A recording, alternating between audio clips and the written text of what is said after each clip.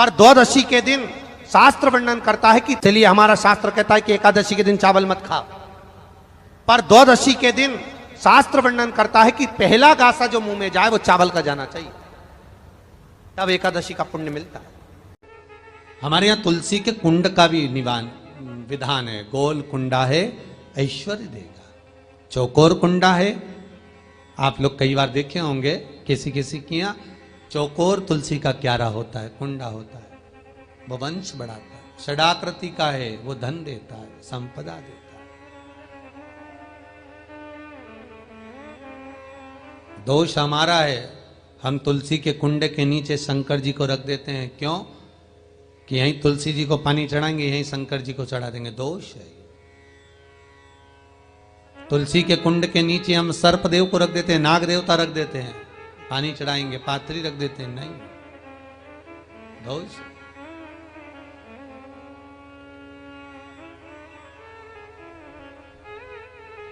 उसका दोष हम सबको स्वयं अगर गलती करते हैं तो स्वयं को भोगना। कैसा कुंड हो, 7 तरह के कुंडों का व्याख्यान तुलसी के रूप में कहा गया है महाराज। पहला गोल, दूसरा चौकोर, तीसरा षडाकृति, चौथा त्रिवेणी, 3 कोने वाला कुंडा। शास्त्र कहता है जिसके मार्ग घर में टुकड़े हो रहे हों, घर विभाजन की ओर हो रहा हो, तो 3 कोण का कुंडा घर में रखकर पूजा करने पर परिवार एक हो जाता है।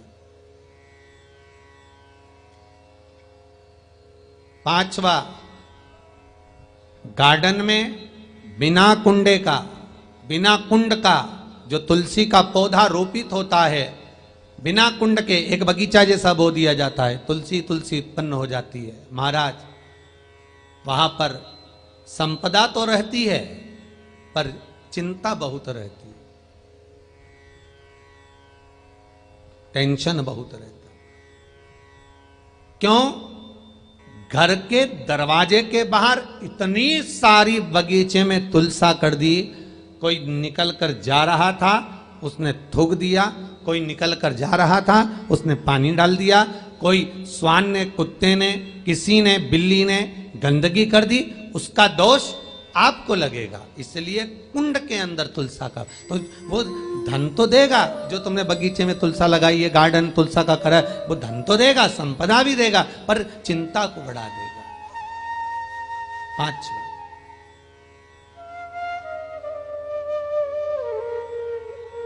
महाराज 6, तुलसी के कुंड को 3 धार पर लटका कर रखना। कई जगह पर आपने देखा होगा तुलसी का जो कुंडा होता है उसको 3 जो तार होते हैं, 3 जो चेन होती है, उस पे लटकाया जाता है। महाराज विष्णु पुराण उसका भी व्याख्यान करती है। महाराज वहां व्यक्ति के कार्य उन्नति की सीढ़ी की ओर बढ़ जाते हैं। जैसे भोजन की थाली लग गई, भोजन तैयार हो गया, बस खाने बैठे हो और थाली खसक गई, समझ लेना कि तुलसी को अधर पर लटका कर रखा है। इसलिए कार्य तो हो रहे हैं, बनने वाले हैं, 4 दिन बाद ये काम होने वाला है, 8 दिन बाद ये काम होने वाला है, लग रहा है कि इसमें इतना फल मिलेगा, लग रहा है इस व्यापार को करेंगे तो इतना फायदा हो जाएगा, सब कुछ करा, लाखों रुपए लगा भी दिए, थाली मालूम पड़े खसक गई, अधर लटका है तुलसी। 7 क्रम है तुलसी के, ये 6ठा क्रम बताया। तुलसी का 7वां क्रम,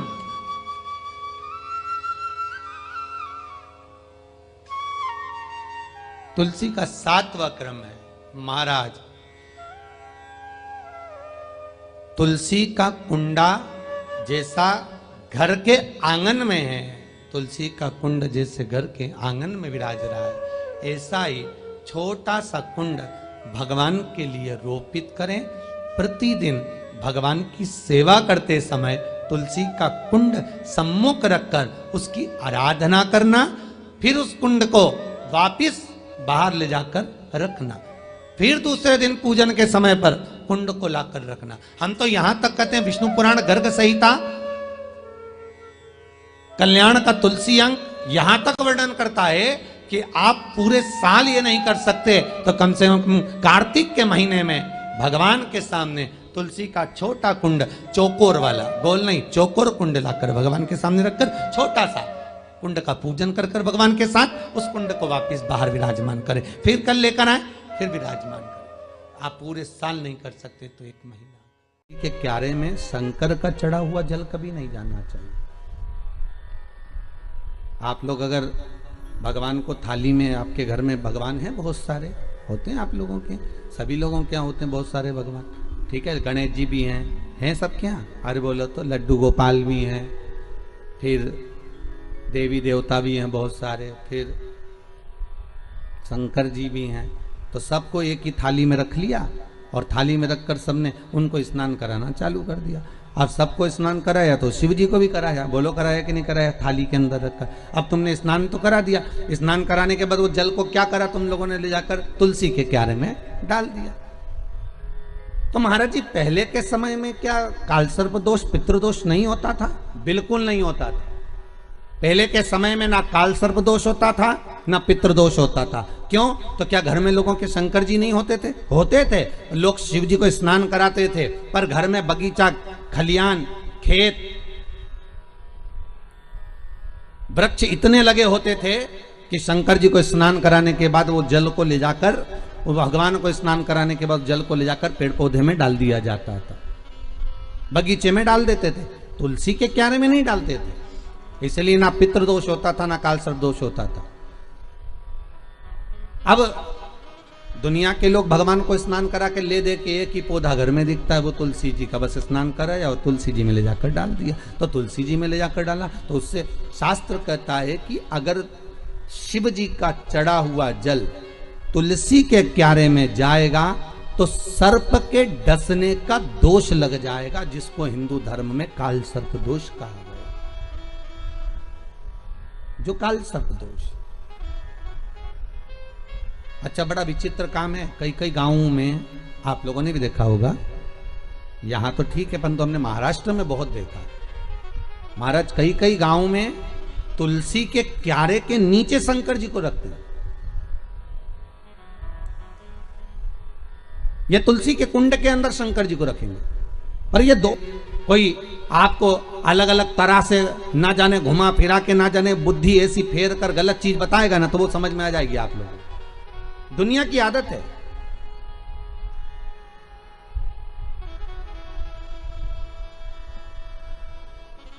अरे जरा सा गलत देखने पर अश्वत्थामा की बुद्धि फिर सकती है। रात्रि के समय पर अश्वत्थामा बैठे हुए थे,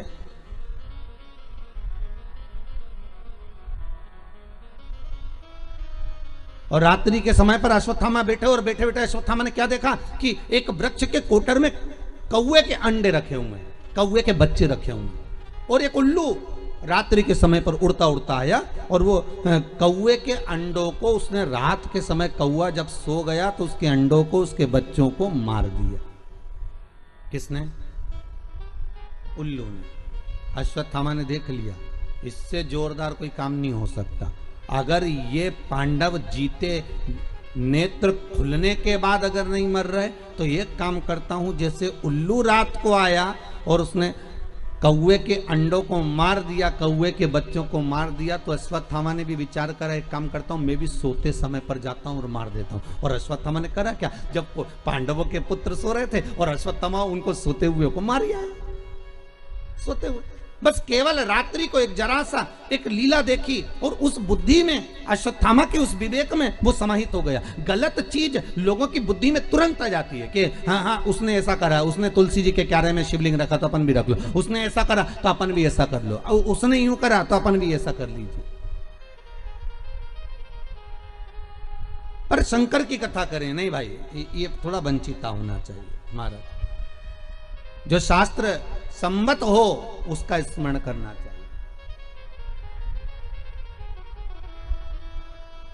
पहले के समय में दो दोष नहीं रहते थे, ना पितृदोष रहता था ना काल सर्प दोष रहता था। काल सर्पदोष कब आया?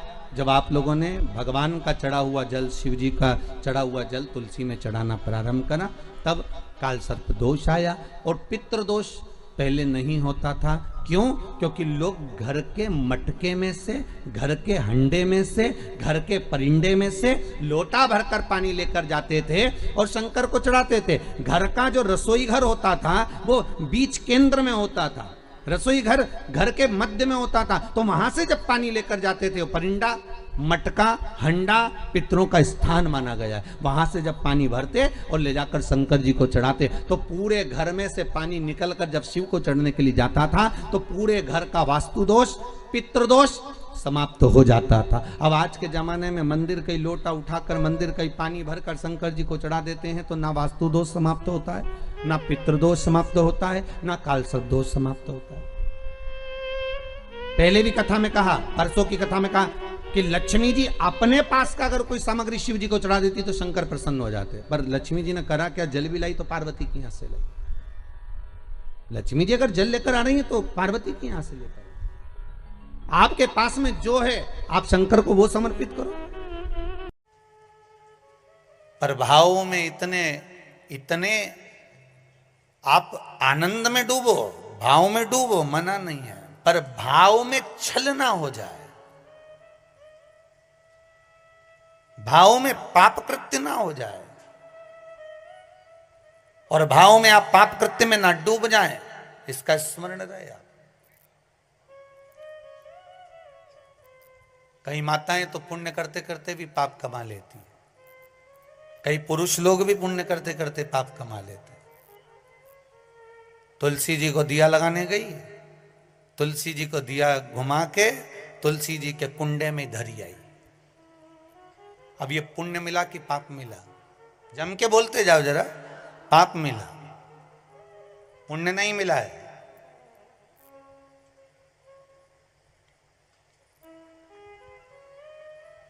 इसको पुण्य कमाना नहीं कहा। जिस तुलसी के क्यारे में तुमने दिया रखा, तुलसी मैया ही मन में सोच रही काहे को आ गई, रोज शाम पड़ आया जाती है, मन को इतना घबरा देती है कि आग लगा के जाएगी। पवन देवता से रोज विनती करती हूं कि ये दिया जलाए और तू हवा चला। तो तुम जब जब दिया लगाने जाती हो तो इतनी देर से हवा नहीं चलेगी, पर दिया लगाने बैठी कि हवा चली। वो हवा क्यों चले? कि मैया तुलसी भी भगवान से के थोड़ी चला दो, नी जले इसकी माचिस, ये आग लगा के मानेगी। पुण्य कमाने का मन में विचार था, मालूम पड़े पाप कमा कर जा रहे हो तो उसका कोई भाव नहीं है, उसका कोई आनंद नहीं है, उसका कोई लाभ नहीं है महाराज जी हो, उसकी कोई श्रेष्ठता नहीं है। ये कथा आती है बड़ी सुंदर। एक बार माँ जगत जननी जगदम्बा अम्बा माँ पार्वती जी कैलाश पर बैठी थी। भोगड़दानी नहीं थे उस समय पर, भगवान शिव भोगड़दानी उस समय पर वहां नहीं थे। माँ जगत जननी बैठी हुई थी। एक बूढ़ा ब्राह्मण, साधारण सी जिंदगी जीने वाला, बिल्कुल सहजता का जीवन जीने वाला, अपने काम में चलते चलते चलते चलते जा रहा। रोज उसका नियम था भगवान की भक्ति करना, स्मरण करना, जप करना, पाठ करना। शाम का समय था, देख नहीं पाया, ध्यान गया नहीं, और मालूम पड़े कि उसके चरण एक खड्डे में गिर गए और खड्डे में पड़ने से उसका पांव टूट गया, शरीर में चोट लग गई। उसके घर के लोगों ने उसको घर में ले जाकर सुला दिया। बहुत दिन तक वो घर में ही पड़ा रहा। घर में जगत जननी जगदम्बा अम्बा माँ पार्वती जी ने देखा,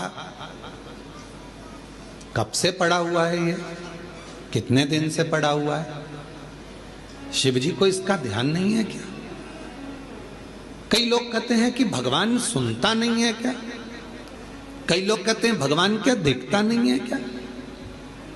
हम इतना भजन करते हैं और हमारे एक रिश्तेदार हैं वो हमको तकलीफ देते रहते हैं, और इतना फूल रहा फल रहा, हमारे पड़ोसी इतने फल रहे फूल रहे जो भगवान के मंदिर तक नहीं जाते और लोगों को परेशान करके रखा है, उसके बाद भी उसके यहाँ भगवान इतना दिए जा रहा है। क्या भगवान नहीं है क्या? क्या भगवान की आंखें नहीं है क्या? लोग कहते हैं। हम इतना तक तपस्या करें, भजन करें, कीर्तन करें और दुख भी हमें ही आ रहा है। और वो इतना कष्ट देने के बाद दुनिया के लोगों को चूसे जा रहा है, धन लिए जा रहा है, लिए जा रहा है, लिए जा रहा है, लोगों को कष्ट दिए जा रहा है और उसके बाद भी फल फूल रहा है। क्या भगवान नहीं है क्या? है। तो फिर जो इतना दुनिया को कष्ट दे रहा है वो इतना फल फूल क्यों रहा है? उसका कारण आज का नहीं है, पूर्व का है। कोई पिछले जन्म का उसने अच्छा कर्म करा होगा तो आज उसको भगवान ने इतना गाड़ी, बंगला, सत्ता, वैभव, जायदाद सब दी। सब पूर्व का करा होगा, आज भोग रहा है। और आज आने के बाद अगर वो बेकार कर्म कर रहा है तो एक जन्म नहीं, ना जाने कितने जन्म भोगेगा। और तू आज अच्छा कर रहा है, दुख मत मना। तूने पूर्व में कोई गलत कर्म करा होगा तो आज तेरे पास में ना थोड़ा धन कम है, वैभव कम है, सत्ता कम है, पर तेरे पास भजन तो ज्यादा है ना। भजन तू कर रहा है, शिव की आराधना कर रहा है, साधना कर रहा है, कर ले, अगला जन्म सवर जाएगा तेरा। फिर तुझे कोई जन्म नहीं लेना पड़ेगा, कोई जन्म, फिर तुझे कोई जन्म नहीं लेना। पार्वती जी की आंखों में जल भर गया कि कितना साधारण ब्राह्मण है और इतना इतना तप करने वाला, इतना साधना करने वाला, पूजन करने वाला, पांव टूट गया, शरीर टूट गया और पड़ा हुआ है। शिव जी का ध्यान नहीं है क्या? थोड़ी देर बाद भगवान शंकर आ गए, पार्वती जी उनसे रूठ कर बैठ गए। क्यों? क्योंकि भक्तों की दशा नहीं देखी गई, भक्तों की दशा नहीं देखी गई, माता से रूठ कर बैठ गए। शिव जी ने पार्वती जी से कहा, क्या बात है जगत जननी, तुम आज रूठी हुई सी दिखती हो। प्रभु आप इतने बड़े दयालु है, भगवान ने आपको 3-3 नेत्र दिए हैं, उसके बाद एक ब्राह्मण भक्त की दशा नहीं देखी जा रही तुमसे? जो रोज मंदिर जाता था, रोज भजन करता था, उसके पांव में चोट लग गई, कमर टूट गई, पांव टूट गया, वो पड़ा हुआ है पलंग पर, उसकी दशा नहीं देखी जा रही तुमसे? उसके पांव सही नहीं कर सकते, उसकी कमर सही नहीं कर सकते? शिव जी ने कहा, पार्वती कमर और पांव तो मैं एक बेलपत्र दूं उसको और खाएगा और वो ठीक हो जाएगा, पर मैं चाहता हूं कि थोड़ा समय वो पलंग पर पड़ा रहे, थोड़ा समय वो पलंग पर रहे, पलंग पर पड़ा रहे। हाँ, वो तुम्हारे को भज रहा है, तुम्हें जप रहा है, तुम्हारी आराधना कर रहा है और तुम कह रहे हो उसको पलंग पे पड़े रहने दो। हाँ पार्वती जी, उसको पड़े रहने दो।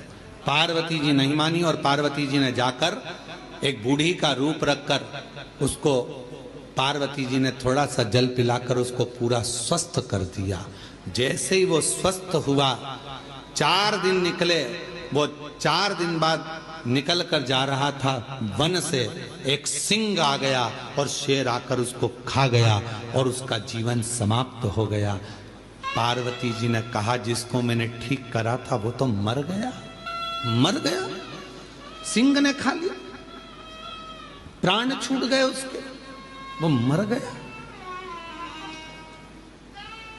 शिव जी के पास गई पार्वती जी, वो मर गया प्रभु, जिसको मैंने ठीक करा था उसके प्राण छूट गए। शंकर भगवान कहने लगे, पार्वती तुम जान नहीं पाई मुझे, हे जगत जननी, मैं काल अधिपति महाकाल हूं, मैंने उसकी मौत को देख लिया था, इसलिए तुझसे कहा था कि इसको पलंग पर पड़े रहने दे। ये पड़ा रहता, इसकी मौत टल जाती और ये ठीक होकर फिर अपने काम में लग जाता, पर तूने चलने नहीं। आप में से कई लोग हैं ऐसे जो भगवान को दोष देते हैं, कई लोग कथा श्रवण करने वाले भी ऐसे हैं जो परमात्मा को दोष देते हैं। हम इतना पूजन पाठ करते हैं तो दुखी हैं, हम जल चढ़ा रहे हैं तो दुखी हैं, हम मंदिर जा रहे हैं तो दुखी हैं, वो व्यक्ति इतना फल फूल रहा है, वो ऐसा कर रहा है, हम दुखी हैं। हम ना परमात्मा को धन्यवाद देना कि मैं तेरी निगाह में हूं, धन्यवाद दो। थोड़ा सा कष्ट आ गया तो रोना नहीं, भगवान को धन्यवाद देना कि कोई बड़ा दुख आने वाला था, थोड़े से दुख पर निकाल दिया। हाथ में लग गई, पांव में लग गई, घर में पड़े हो ना, तो परमात्मा चाहता है कि तेरे साथ कोई घटना घटने वाली थी, तो निपटने वाला था, इसलिए हाथ पैर तोड़कर तुझे घर के अंदर पटक दिया कि तेरी जिंदगी बच जाए, तुझे कहीं जाना ना पड़ जाए। छोटी सी निकाल दिया, छोटी सी।